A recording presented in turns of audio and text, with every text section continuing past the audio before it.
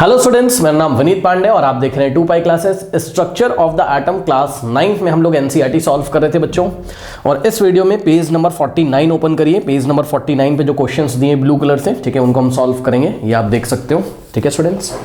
अच्छा, इसके पहले एक इन्फॉर्मेशन, अगर आप चैनल पे न्यू आए हो तो मैं आपको बता दूं कि क्लास 9th का बहुत ही क्वालिटी कंटेंट आपको इस चैनल पे मिलेगा। फिजिक्स, केमिस्ट्री एंड मैथमेटिक्स को हमने बहुत डिटेल में बच्चों पढ़ाया हुआ है। कहाँ मिलेगा सर? पिन कमेंट चेक करिए। पिन कमेंट क्या होता है? जो कमेंट सबसे ऊपर आ रहा है उसको पिन कमेंट बोलते हैं। रीड मोर पे क्लिक करिए, बहुत सारे लिंक्स ओपन होके आएंगे, वहाँ पे आपको हर एक चैप्टर का लिंक मिलेगा। देखिए, हर एक चैप्टर को पढ़ाया है, ठीक है, एनसीईआरटी सॉल्व की है हर एक चैप्टर की, हर एक चैप्टर का एनसीईआरटी एग्जाम्पलर भी आपको मिलेगा। देखिए, बहुत सारे बच्चे एनसीईआरटी एग्जाम्पलर को नहीं लगाते हैं। बच्चों, एनसीईआरटी एग्जाम्पलर बहुत इंपॉर्टेंट बुक है, ठीक है, उसके क्वेश्चन जरूर किया करिए, करेक्ट।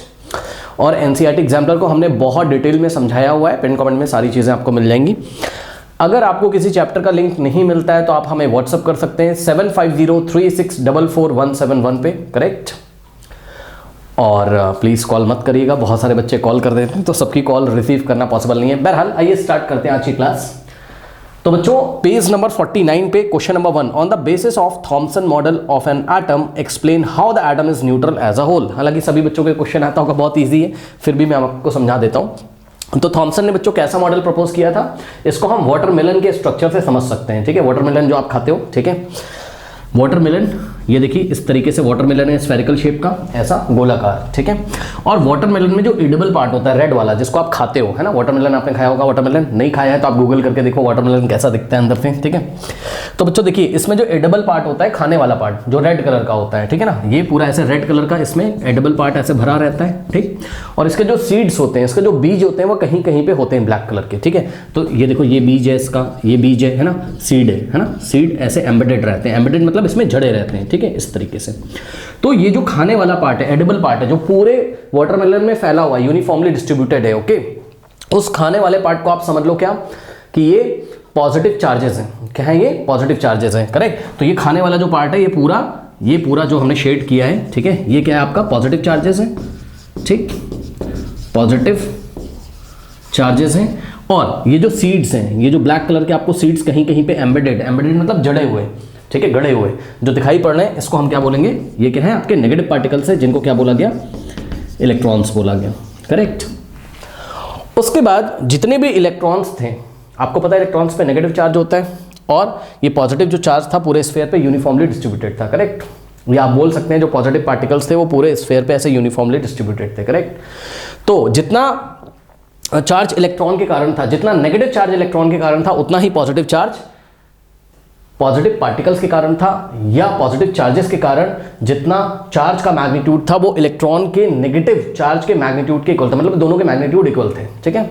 फॉर एग्जांपल, अगर इलेक्ट्रॉन्स के कारण -x चार्जेस हैं तो पॉजिटिव चार्जेस के कारण टोटल +x चार्जेस होंगे, तो नेट चार्ज कितना होगा? -x + x, नेट कितना हो जाएगा? 0, ठीक है। तो इस तरीके से जो ओवरऑल एटम होगा वो हमारा इलेक्ट्रिकली न्यूट्रल होगा, ठीक है। अब एग्जाम में क्या लिखना है, देखिए ये तो आपको समझ में आ गया। एग्जाम में हमें एनसीईआरटी से 2 पॉइंट लिखने हैं, आप अपनी बुक में देखोगे तो आपको मिल भी जाएगा, ठीक है। हम एग्जाम में लिखेंगे Thomson propose that, point number 1, an atom consist of a positively charge sphere. देखिए ये देखिए इस तरीके से उसने बोला था कि एटम क्या होता है? Atom consist of a positively charge sphere and the electrons are embedded in it, okay. Atom को आप ऐसा सोच सकते हो कि एटम कंसिस्ट करता है, यानी कि एटम किससे किससे मिलकर बना है? पॉजिटिव चार्ज स्फीयर से, यानी कि पॉजिटिव चार्ज पूरे स्फीयर में ऐसे फैले हुए हैं, और जो इलेक्ट्रॉन्स हैं वो उसमें क्या है? एम्बेडेड है, ठीक, वाटरमेलन वाले स्ट्रक्चर की तरह।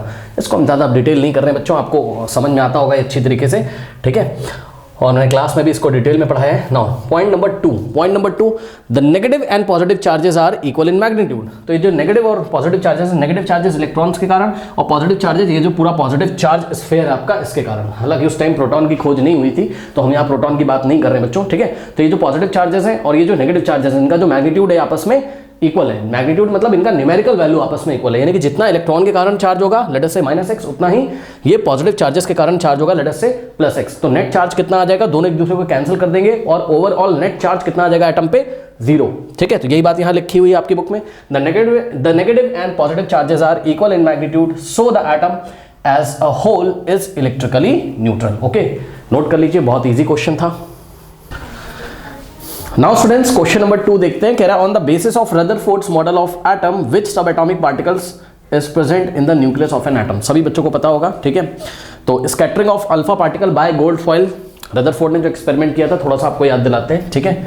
ये देखिए, ये गोल्ड फॉइल में गोल्ड के एटम्स हैं ऐसे सारे, ठीक है बच्चों। और यहाँ पर हमने क्या देखा था, यहाँ पर हमने देखा था यहाँ से अल्फा पार्टिकल आते थे, ठीक, अल्फा पार्टिकल। अब सुनो, अल्फा पार्टिकल क्या होता है, जिसको नहीं पता मैं आपको बता दूं। Alpha particles are positively charge helium nucleus, okay. Alpha particle क्या होते हैं, पॉजिटिवली चार्ज पार्टिकल्स होते हैं, ये हीलियम का न्यूक्लियस होता है। मतलब समझो, देखो बच्चों, हीलियम जो होता है मैं आपको बता दूं, ठीक है, हीलियम जो होता है इसमें नीचे 2 लिखा रहता है हीलियम के सिंबल में, ऊपर 4 लिखा रहता है, ठीक। तो नीचे जो लिखा रहता है वो क्या होता है, एटॉमिक नंबर लिखा रहता है, ठीक। ऊपर जो लिखा रहता है वो क्या लिखा रहता है, आपका मास नंबर होता है, ठीक है बच्चों, okay. Now students, atomic number किसके इक्वल होता है, प्रोटॉन के इक्वल, और यही किसके इक्वल होता है, इलेक्ट्रॉन। तो कितने इलेक्ट्रॉन है हीलियम में, 2, कितने प्रोटॉन है, 2, ठीक है बच्चों। तो नेट चार्ज इस पे कितना आ जाएगा, नेट चार्ज, टोटल चार्ज इस पे कितना आ जाएगा पूरे एटम पे, 0। कैसे, इलेक्ट्रॉन कितने, 2, प्रोटॉन भी कितने, 2, तो 2 इलेक्ट्रॉन के कारण -2 चार्ज और 2 प्रोटॉन के कारण +2 चार्ज। भाई 1 इलेक्ट्रॉन पे 1 माइनस होता है, तो 2 इलेक्ट्रॉन पे 2 माइनस हो गया है ना, या -2 हो गया, और 2 प्रोटॉन पे, भाई प्रोटॉन पे पॉजिटिव चार्ज होता है ना, ठीक है। सो 2 प्रोटॉन पे 2 प्लस हो जाएगा, तो नेट चार्ज कितना हो जाएगा, 0। अभी इस पे नेट चार्ज 0 है, लेकिन बच्चों अगर हम क्या करें, अगर इस हीलियम में से 2 इलेक्ट्रॉन बाहर निकल जाए, सोचो, अगर इस हीलियम में से, हीलियम के एटम में से 2 इलेक्ट्रॉन बाहर निकल जाए, हम आपको दिखाते हैं, ये देखिए इस तरीके से, ठीक है। ये अच्छा, न्यूट्रॉन भी हम आपको निकाल के दिखा देते हैं। यहाँ पर कितने न्यूट्रॉन होते हैं हीलियम में, न्यूट्रॉन कैसे निकालते हैं, mass number minus atomic number, ठीक है, ये, या फिर मास number minus number of proton. तो 4 में से 2 माइनस कर दीजिए, तो न्यूट्रॉन आ जाएगा 4 - 2, न्यूट्रॉन भी इसमें कितने हो गए, 2 हो गए। यानी कि अगर हम हीलियम का स्ट्रक्चर बनाएं कुछ इस तरीके से, तो इसके न्यूक्लियस में 2 प्रोटॉन होते हैं, ठीक है, और न्यूट्रॉन कितने होते हैं, 2 होते हैं, और इसमें इलेक्ट्रॉन भी 2 इलेक्ट्रॉन होते हैं। तो के शेल में 2 इलेक्ट्रॉन ऐसे घूमते रहते हैं। तो ये तो न्यूक्लियस हमने दिखाया, और ये के शेल है, 2 इलेक्ट्रॉन यहाँ पे ऐसे करके घूम रहे हैं, ठीक है, चक्कर लगा रहे हैं के शेल में ऐसे, ठीक है, ओके। नाउ अगर ये दोनों इलेक्ट्रॉन ऐसे निकल जाएं कहीं से, आपने इस एटम को एनर्जी दी और दोनों इलेक्ट्रॉन बाहर निकल गए, ठीक, तो जो कुछ भी बचेगा वो क्या होगा, आप खुद सोचिए। जब दोनों इलेक्ट्रॉन यहाँ से बाहर निकल जाएंगे तो क्या हो जाएगा, ठीक। अब देखिए, ये के शेल में कोई भी इलेक्ट्रॉन यहाँ पर नहीं रहेगा, प्रोटॉन कितने, 2 है, न्यूट्रॉन कितने, 2 है, तो नेट चार्ज कितना आ जाएगा, नेट चार्ज कितना आ जाएगा बच्चों, देखो इलेक्ट्रॉन तो चला गया, तो इलेक्ट्रॉन के कारण कोई भी चार्ज नहीं होगा, अब केवल 2 प्रोटॉन इसके न्यूक्लियस में बचे, ठीक है, सो +2 चार्ज। तो यही चीज़ है, हम हीलियम को अब क्या लिखेंगे, हीलियम का आयन लिखेंगे ऐसे He2+। देखो 2 ही तो इलेक्ट्रॉन थे इसमें, दोनों निकल गए, तो बस अब क्या बचा, हीलियम का न्यूक्लियस बचा, यानी कि हीलियम का सेंटर बचा, ठीक है, 2 प्रोटॉन 2 न्यूट्रॉन, और 2 प्रोटॉन की वजह से टोटल पॉजिटिव चार्ज कितना आएगा, 2+। तो याद रखिएगा, अल्फा पार्टिकल्स क्या होते हैं, हीलियम 2+ आयंस होते हैं, या हीलियम का पॉजिटिवली चार्ज न्यूक्लियस होता है। तो यही अल्फा पार्टिकल है बच्चों। आपसे अगर कोई पूछे अल्फा पार्टिकल क्या होता है, तो He2+ बोल देना उसको, ठीक। बोलना हीलियम के एटम में से 2 इलेक्ट्रॉन अगर निकल जाए किसी भी कारण से, तो जो कुछ भी बचेगा, क्या क्या बचेगा आपको पता है, हीलियम का न्यूक्लियस बचेगा, 2 प्रोटॉन बचेंगे, 2 न्यूट्रॉन, उसको ही हम क्या बोलते हैं, अल्फा पार्टिकल बोलते हैं। यानी कि यहां से हमें पता चला कि अल्फा पार्टिकल्स कैसे होते हैं नेचर में, पॉजिटिवली चार्ज पार्टिकल्स होते हैं। याद रखिए, ये alpha particles are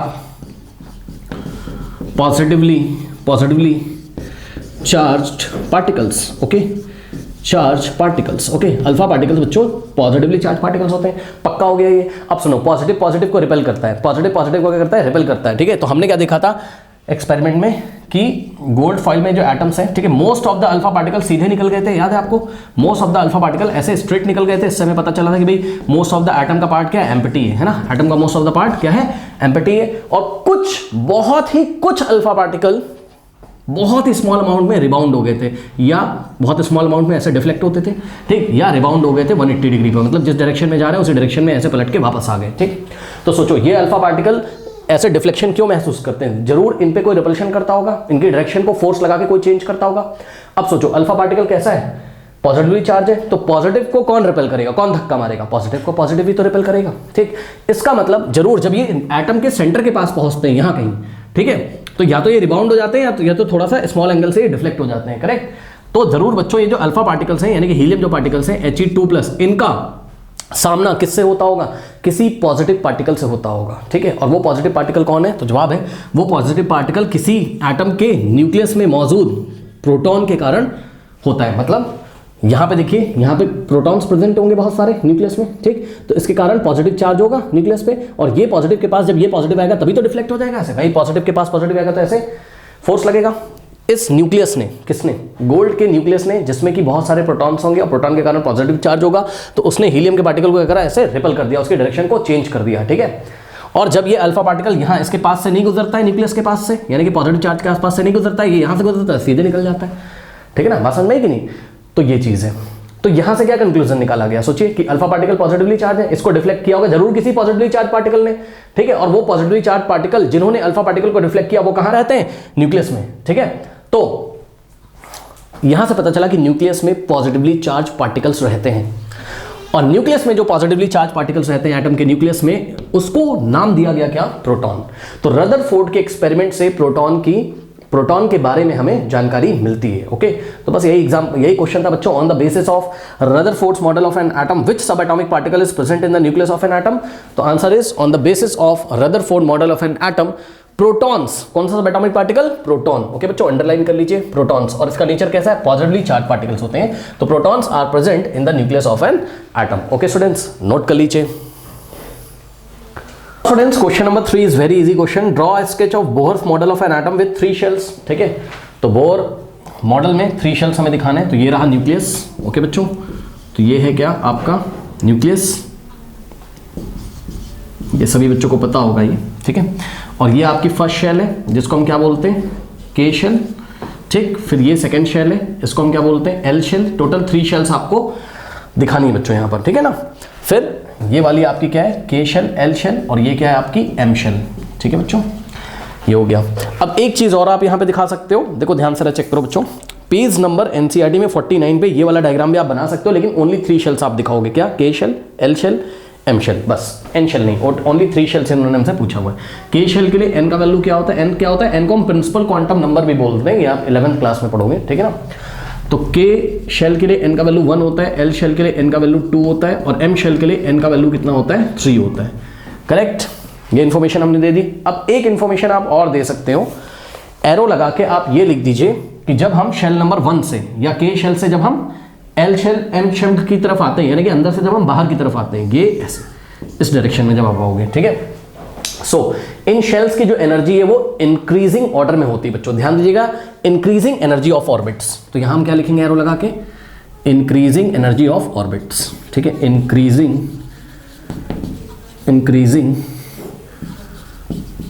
energy of orbits, ठीक है। इस बात का आपको ध्यान रखना है, इतना आप लिख दोगे तो आपको एग्जाम में मार्क्स मिल जाएंगे, करेक्ट। सुनिए ध्यान से, अगर आपसे कोई पूछता है के शेल की एनर्जी ज्यादा होती है या एल शेल की, तो जवाब है एल शेल की, मतलब जो जितना बाहर मिलेगा आपको उसकी एनर्जी उतनी ज्यादा होगी, याद रखिएगा, ठीक। जैसे हमने आपसे सवाल पूछा कि भाई एम शेल की एनर्जी ज्यादा होती है एल शेल की, तो बाहर कौन है भाई, सेंटर से आप बाहर की तरफ आओगे तो एनर्जी लेवल इंक्रीज करता है, याद रखिएगा, यानी कि एम शेल की एनर्जी ज्यादा है रादर देन एल शेल, ठीक। तो सबसे ज्यादा एनर्जी इस डायग्राम में कौन से ऑर्बिट की या कौन से शेल की, एम शेल की सबसे ज्यादा है, फिर एल शेल की, और सबसे कम एनर्जी किसकी है, के शेल की, ठीक है। तो ये हमने आपको दिखाया है क्या, या फिर आप इसको ऐसा भी लिख सकते हो बच्चों, के शेल की एनर्जी इज लेस देन, आप ऐसे लिख दो, है ना, देखो ऐसे ई के का मतलब एनर्जी किसकी, के शेल की, is less than E L, यानी कि एनर्जी किसकी, एल शेल की, इज लेस देन एनर्जी किसकी, एम शेल की। तो ये हमने क्या दिखाया है, जब हम के से किधर जा रहे हैं, एम की तरफ, तो ये हमने क्या दिखाया, increasing order of, increasing energy of orbits, क्या दिखाया, increasing energy of orbits, okay students, note कर लीजिए।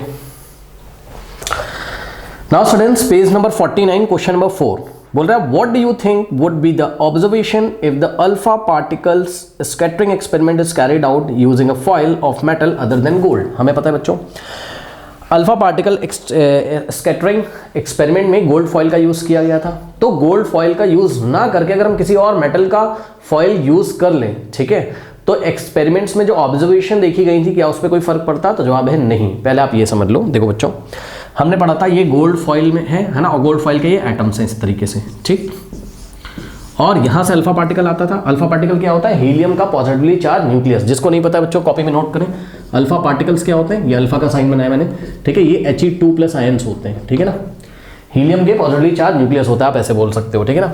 तो ये अल्फा पार्टिकल का नेचर पॉजिटिव होता था, करेक्ट। अब सुनिए ध्यान से, ये अल्फा पार्टिकल ऐसे आते थे, आपको पता है सारी कहानी की, भाई most of the alpha particle ऐसे सीधे निकल जाते थे, है ना, कुछ इसमें से स्मॉल एंगल पे क्या होते थे, डिफ्लेक्ट होते थे, करेक्ट। और कुछ क्या होते थे, 180 डिग्री पे रिबाउंड हो जाते थे, कुछ क्या बहुत कम, ठीक है।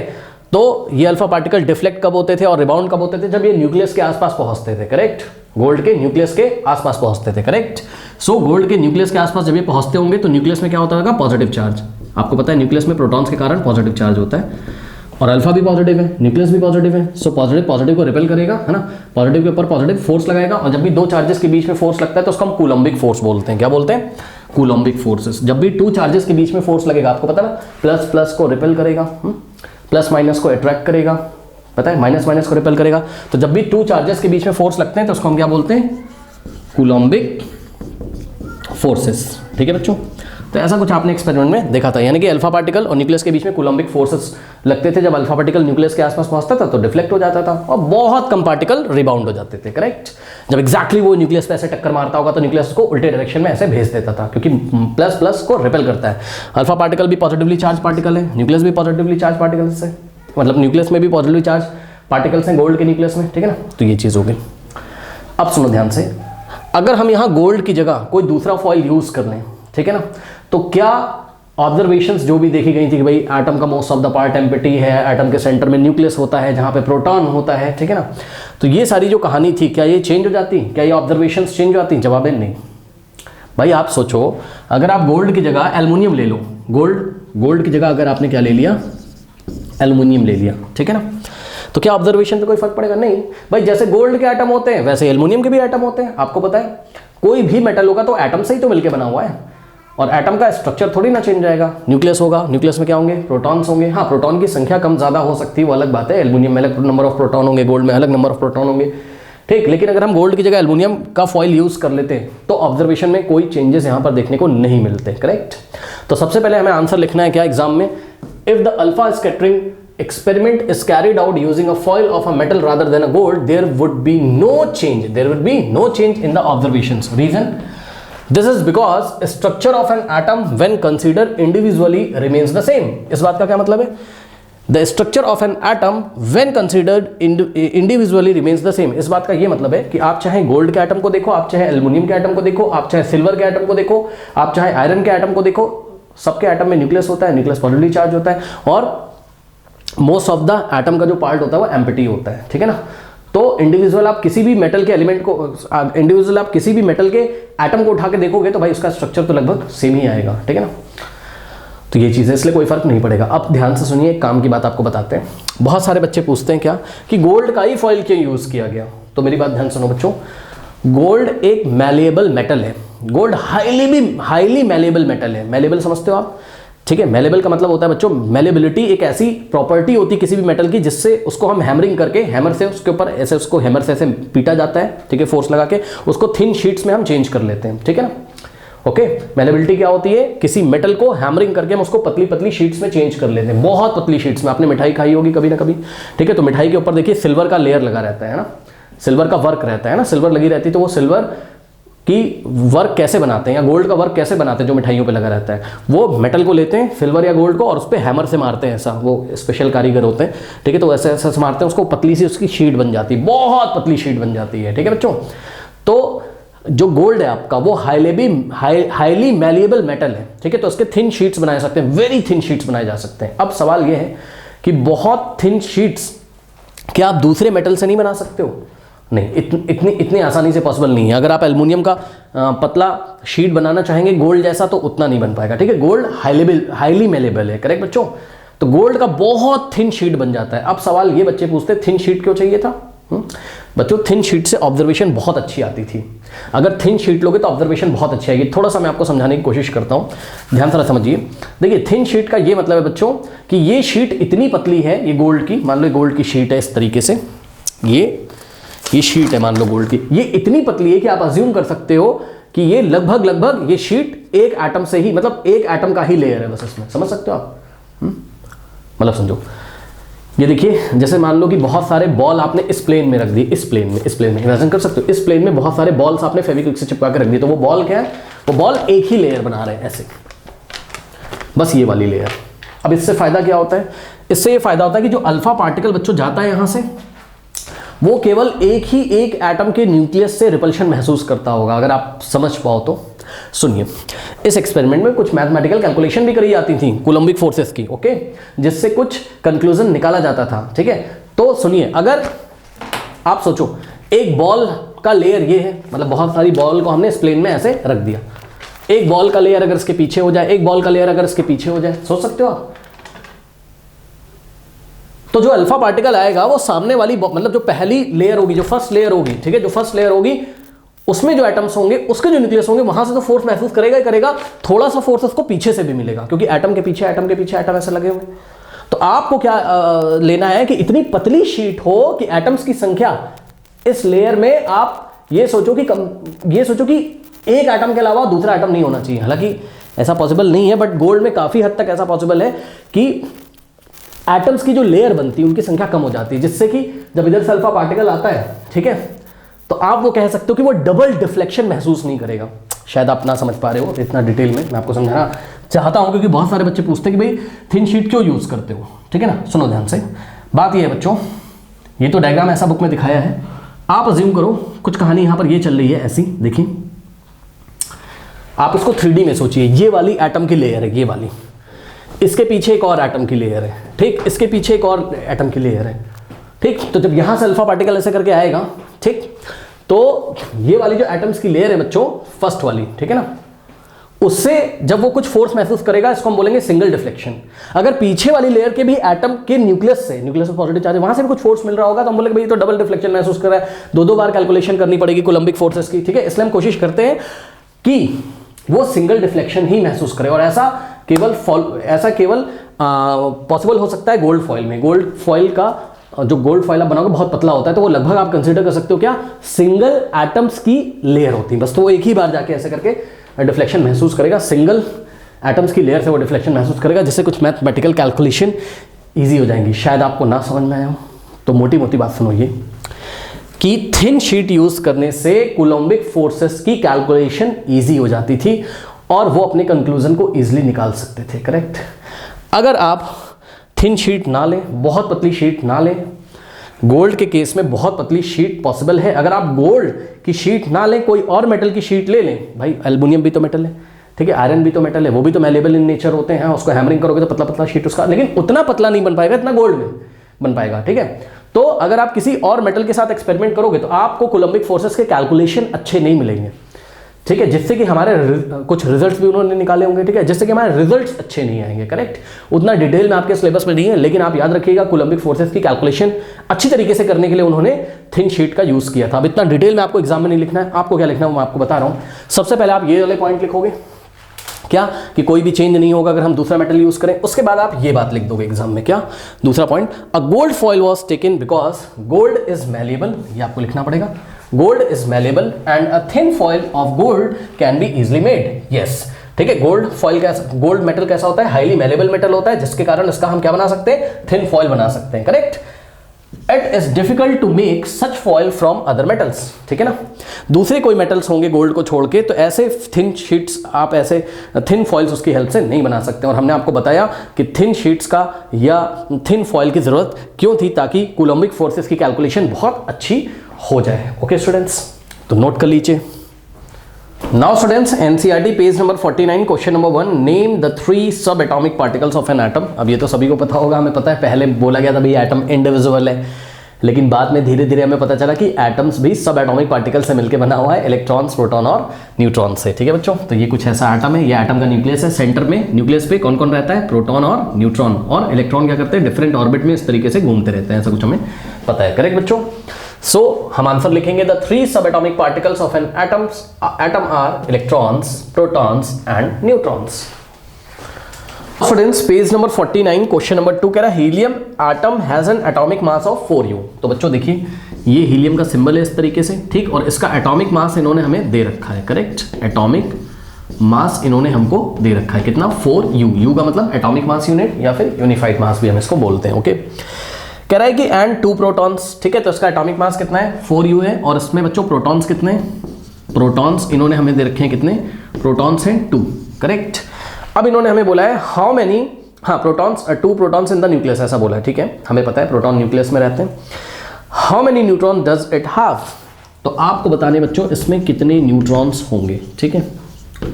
तो देखिए इसके लिए हम आपको बताते हैं, ध्यान से सुनिए। ये जो हीलियम का एटम का सिंबल होता है, ठीक है बच्चों, इसके नीचे देखिए 2 लिखा रहता है और यहां पे लिखा रहता है 4। अब ध्यान से सुनिएगा, ये जो 2 है इसको हम बोलते हैं एटॉमिक नंबर।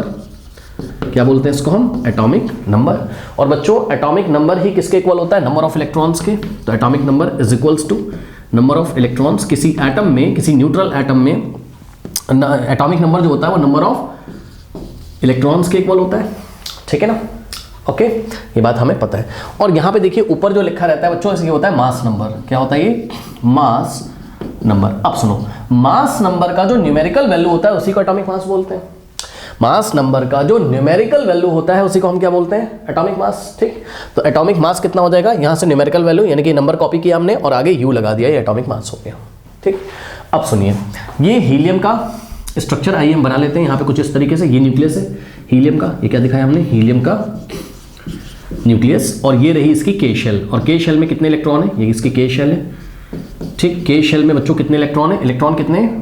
एटॉमिक नंबर के इक्वल। और जो एटॉमिक नंबर होता है वही क्या होता है? Number of protons. वही क्या होता है? Number of proton. ये भी नोट कर लीजिएगा, यानी कि number of protons atomic number और नंबर ऑफ इलेक्ट्रॉन्स हमेशा सेम रहते हैं, ओके, अगर एटम न्यूट्रल है तो, ठीक है। सो ये के शेल है, और के शेल में कितने इलेक्ट्रॉन है? चेक करिए, यहाँ पे नंबर ऑफ इलेक्ट्रॉन्स कितने हैं? 2 है। सो 2 इलेक्ट्रॉन यहाँ पे हम ऐसे दिखा सकते हैं, ठीक। और न्यूक्लियस में कौन कौन रहता है? प्रोटॉन और न्यूट्रॉन। तो यहाँ पर कितने प्रोटॉन है बच्चों? चेक करो, प्रोटॉन एटॉमिक नंबर के इक्वल होता है तो 2 प्रोटॉन है, ठीक। और न्यूट्रॉन कितने यहाँ पर? ये हमें फाइंड करना है। अब मेरी बात ध्यान से सुनिए, हमने क्लास में पढ़ा हुआ है, अगर आपने नहीं पढ़ा है तो सुन लीजिए। मास ऑफ इलेक्ट्रॉन को हम नेग्लेक्ट कर देते हैं, हमेशा याद रखिएगा, ठीक है। मास ऑफ इलेक्ट्रॉन को हम नेग्लेक्ट कर देते हैं। मास of electron is very less. So copy में हम लोग नोट लगाएंगे, mass of electrons is negligible.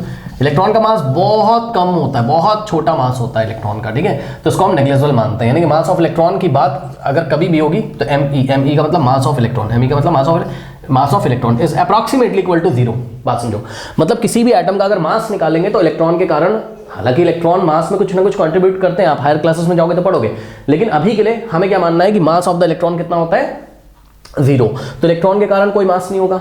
तो बताओ किसी एटम का मास किसके कारण होगा? तो जवाब है उसके न्यूक्लियस के कारण। और न्यूक्लियस में कौन कौन रहता है? प्रोटॉन और न्यूट्रॉन। यानी कि जो टोटल मास होगा, ठीक है, मास ऑफ द एटम जो होगा बच्चों, मास ऑफ द एटम जो होगा वो किसके इक्वल होगा? वो होगा किसके equal? Mass of proton plus mass of neutron के इक्वल, ठीक है ना। मास of proton plus mass of neutron के इक्वल, ठीक है।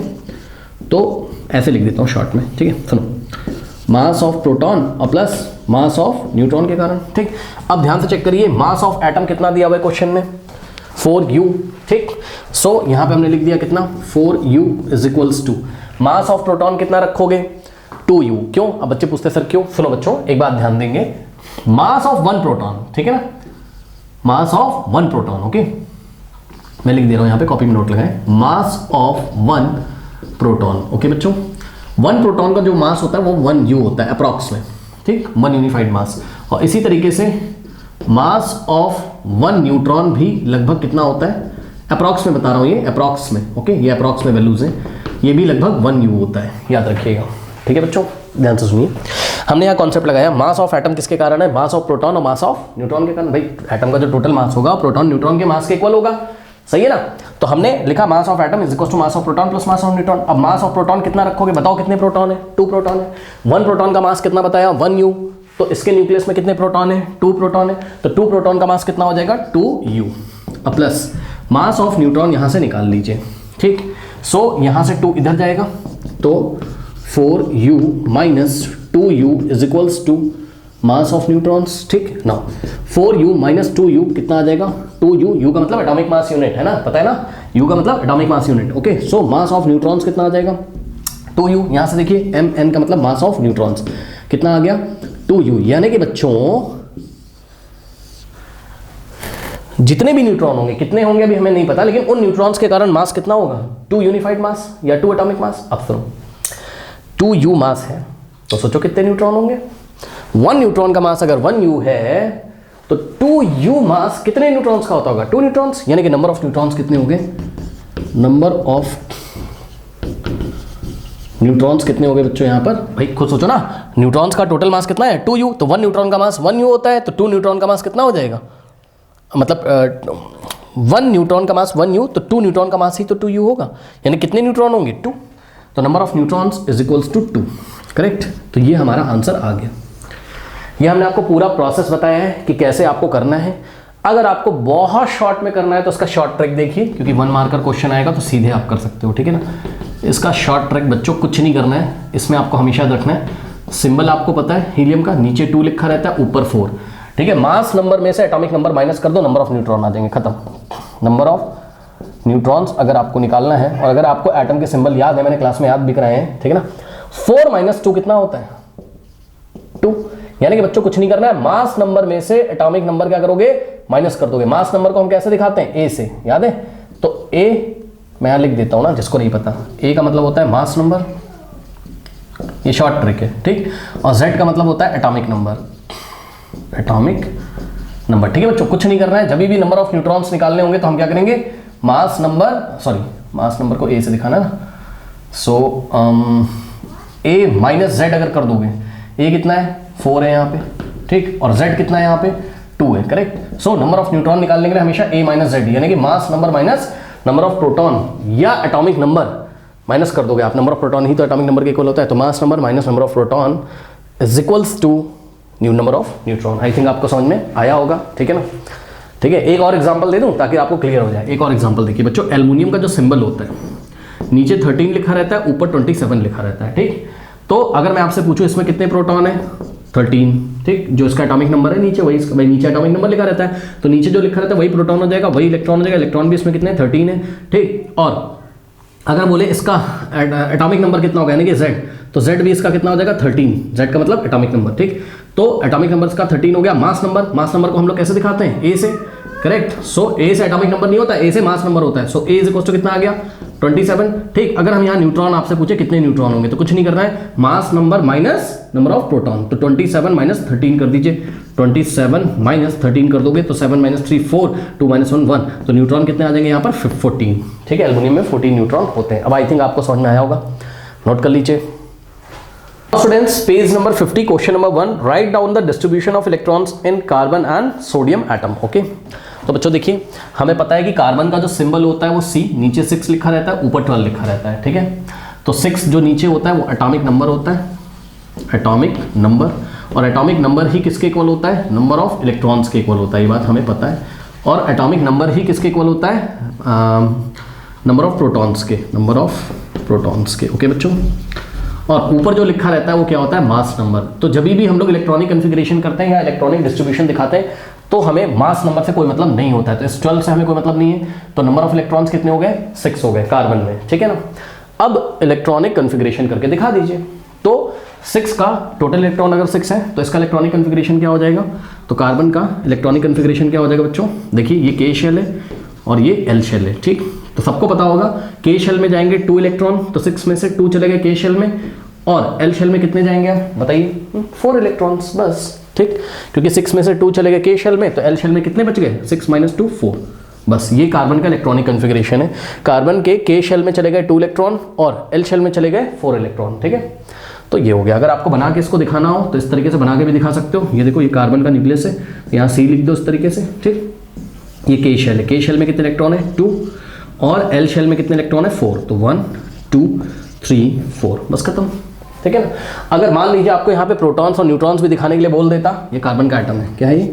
कार्बन का एटम है, तो हम यहाँ प्रोटॉन न्यूट्रॉन भी दिखा देते हैं। यहाँ पे प्रोटॉन कितने हो जाएंगे? प्रोटॉन किसके इक्वल होता है? प्रोटॉन होता है एटॉमिक नंबर के इक्वल, ठीक। तो प्रोटॉन इसमें 6 है। और न्यूट्रॉन कैसे निकालते हैं? अगर आपको नहीं पता तो सुन लीजिए, मास number minus atomic number. Neutron कैसे निकालते हैं? नंबर ऑफ न्यूट्रॉन, एन का मतलब न्यूट्रॉन, क्या करते हैं? Mass number minus proton, okay. So 12 - 6 कितना देगा? 6 न्यूट्रॉन है, न्यूट्रॉन भी 6 है, ठीक। और इलेक्ट्रॉन तो आपको 6 दिख ही रहे हैं, 2 K शेल में और L शेल में 4। ये आ गया आपका, ठीक है। कार्बन का इलेक्ट्रॉनिक कन्फिग्रेशन दिखाना था, मैंने आपको सब कुछ बता दिया। नेक्स्ट है आपको सोडियम का दिखाना है, ठीक है बच्चों। सोडियम का सिंबल होता है Na, नीचे लिखा होता है 11, ऊपर लिखा होता है 23, ओके बच्चों। तो नीचे जो लिखा रहता है वो होता है आपका क्या? एटॉमिक नंबर, और एटॉमिक नंबर ही किसके इक्वल होता है? नंबर ऑफ प्रोटॉन्स के, ठीक, और एटॉमिक नंबर ही किसके इक्वल होता है, नंबर ऑफ व्हाट, इलेक्ट्रॉन्स के, करेक्ट बच्चों। और ऊपर लिखा रहता है मास नंबर, जिससे हमें कोई मतलब अभी तो बहरहाल नहीं है। ओके, तो हम देखते हैं बच्चों, ये सोडियम है इस तरीके से, ठीक। तो के शेल में कितने इलेक्ट्रॉन जाएंगे, एल शेल में, और जरूरत पड़ी तो एम शेल में। बच्चों के शेल में मैक्सिमम 2 इलेक्ट्रॉन्स आ सकते हैं। सो टोटल इलेक्ट्रॉन 11 है, 11 में से 2 यहाँ पे चले गए, बच्चे कितने 9, 9 में से एल शेल में मैक्सिमम कितने इलेक्ट्रॉन आते हैं 8, तो एल शेल में चले गए 8, तो 8 + 2 10 हो गया, तो 11 में से टोटल 10 इलेक्ट्रॉन कवर हो गए, कितना बचा 1, तो एम शेल में कितना जाएगा 1 इलेक्ट्रॉन, करेक्ट। अगर मान लो ये आपको सोडियम का स्ट्रक्चर बनाने के लिए बोलता तो हम क्या करते हैं, ये सोडियम का न्यूक्लियस बनाते हैं, ठीक। फिर ये के शेल में देखिए कितने इलेक्ट्रॉन है, 2 इलेक्ट्रॉन, के शेल में 2, एल शेल में 8 इलेक्ट्रॉन, तो एल शेल में हम 8 इलेक्ट्रॉन ऐसे बना देते, 1 2 3 4 5 6 7 8, ये जो डॉट बना रहे हैं क्या है, इलेक्ट्रॉन्स है, ओके। और ये देखिए के शेल, एल शेल और एम शेल में 1 इलेक्ट्रॉन। नाउ अब देखिए यहाँ पे प्रोटॉन कितने हैं, सो प्रोटॉन कितने, प्रोटॉन है 11, ठीक। न्यूट्रॉन कितने, न्यूट्रॉन कैसे निकालते हैं, mass number minus proton number, okay. तो 23 - 11 मेरे ख्याल से कितना होता, 12 हो जाता है ना। तो न्यूट्रॉन कितना आता है, 23 - 11, 3 - 1 2, 2 - 1 1, ओके। सो कितना आ जाएगा 12। सो न्यूट्रॉन कितने हो गए 12। तो बस ये स्ट्रक्चर आ गया किसका, सोडियम एटम का। तो हम लिख देंगे यहाँ सोडियम एटम। ओके स्टूडेंट्स, तो ये आंसर हमारा कंप्लीट हो गया। हालांकि बस हमें यहाँ इलेक्ट्रॉनिक कन्फिग्रेशन दिखाना था बस, फिर भी हमने आपको सब कुछ बता दिया। नोट कर लीजिए please students, page number 50, question number 2, if K and L shell of an atom are full then what would be the total number of electrons in the atom। ठीक है बच्चों, देखिए हमें पता है K शेल में मैक्सिमम कितने electron accommodate हो सकते हैं, K शेल में मैक्सिमम 2 इलेक्ट्रॉन एकोमोडेट हो सकते हैं, एकोमोडेट मतलब ऑक्यूपाई हो सकते हैं, ठीक है। और L शेल में मैक्सिमम कितने इलेक्ट्रॉन आते हैं, 8 इलेक्ट्रॉन, ठीक है। और उन्होंने बोल दिया भाई के शेल भी फिल हो गया है, एल शेल भी फिल हो गया है, ऐसा उन्होंने बोला है। के शेल भी फुल हो गया है, अगर आप क्वेश्चन ध्यान से पढ़ें तो कह रहा है if K and L shell of an atom are full, दोनों फुल हो गए। तो के अगर फुल हो गया होगा तो के में 2 इलेक्ट्रॉन्स आ गए होंगे, एल अगर फुल हो गया होगा तो एल में 8 इलेक्ट्रॉन्स आ गए होंगे, ठीक है बच्चों। तो बस बताओ एटम में कितने इलेक्ट्रॉन है टोटल, 2 के शेल में, एल शेल में 8, 8 + 2 आंसर इज 10। बस बताओ ये कौन सा एटम है, कौन सा एटम में 10 इलेक्ट्रॉन्स होते हैं, नियॉन में, याद है आपको। तो ये नियॉन का एटम होगा, हालांकि पूछा नहीं है बट फिर भी आप याद रखिए ये नियॉन का एटम है बच्चों, ओके। सो क्योंकि नियॉन का एटॉमिक नंबर कितना होता है 10, तो इसमें इलेक्ट्रॉन भी 10 है, प्रोटॉन भी 10 है, करेक्ट। बात समझानी कि नहीं। तो नियॉन के नाम नहीं लिखना था आपको, बस आपको बताना था कितने इलेक्ट्रॉन है, तो यहाँ पे 10 इलेक्ट्रॉन है, करेक्ट। नियॉन का इलेक्ट्रॉनिक कन्फिग्रेशन आप लोग को याद होगा क्या होता है, 2,8, के शेल में 2, एल शेल में 8 इलेक्ट्रॉन, ठीक। लेकिन यहाँ एटम का नाम नहीं लिखना है तो नहीं लिखेंगे। अब देखिए एग्जाम में आंसर कैसे लिखेंगे, सबसे पहले हम उसको बताएंगे एग्जाम में कि the maximum number of electrons that can occupy K and L shells of an atom are 2 and 8 respectively। हमने बता दिया कि भाई K शेल में 2 इलेक्ट्रॉन और L शेल में 8 इलेक्ट्रॉन आते हैं, ये बात हमने आपको बता दी। उसके बाद आप लिखोगे therefore if K and L shells of an atom are full then the total number of electrons in the atom would be 2 + 8, 2 K shell के लिए और L शेल के लिए 8, 2 + 8 टोटल 10 इलेक्ट्रॉन्स, ओके। नोट कर लीजिए।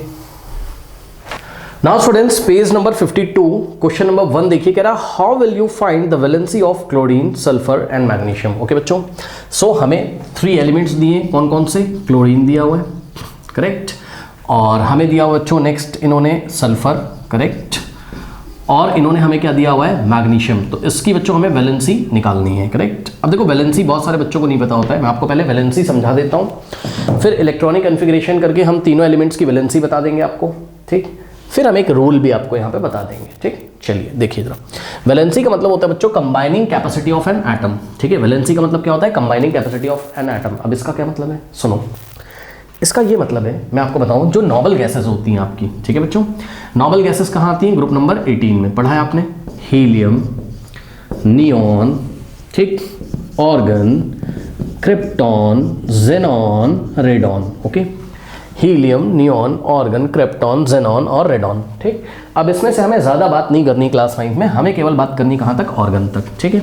तो हीलियम, नियॉन, ऑर्गन ये noble gases हैं। अब आपको पता है नॉबल गैसेस स्टेबल होती हैं, क्यों, क्योंकि या तो इनका ड्यूप्लेट कंप्लीट होता है या तो इनका ऑक्टेट कंप्लीट होता है ना। जैसे कि हीलियम का एटॉमिक नंबर कितना होता है 2, तो हीलियम में 2 इलेक्ट्रॉन है। नियॉन का एटॉमिक नंबर 10 होता है तो उसमें 10 इलेक्ट्रॉन है।